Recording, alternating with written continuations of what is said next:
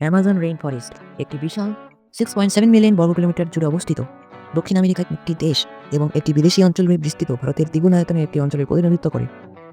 এটি যুক্তরাষ্ট্রের প্রায় 24 গুণ। আমাজনে পৃথিবীর পরিচিত প্রজাতির 10%-এর আবাস বলে মনে করা হয়।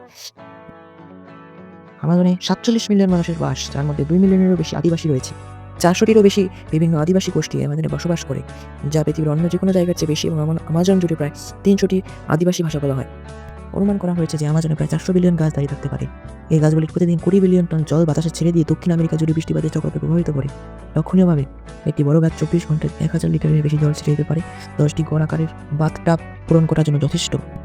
আমাজনের বন ও মাটিতে আনুমানিক 150 থেকে 200 বিলিয়ন টন কার্বন সঞ্চিত রয়েছে। আমাজনের গুরুত্ব থাকা সত্ত্বেও প্রতি মিনিটে আমাজন রেইন ফরেস্টের একটি এলাকা প্রায় 5টি ফুটবল পিচের সমান কাটা হয়। বর্তমান পরিসংখ্যান অনুসারে আমাজন রেইন ফরেস্টের প্রায় 17% ইতিমধ্যেই হারিয়ে গেছে। বিজ্ঞান সেই ঝুঁকি থেকে ইঙ্গিত করছে যে আমাজন একটি অপরিবর্তনীয় টিপিং পয়েন্টে পৌঁছাতে পারে, যা জলবায়ু পরিবর্তন এবং বন উজাড়ের কারণে শুরু হয়েছে।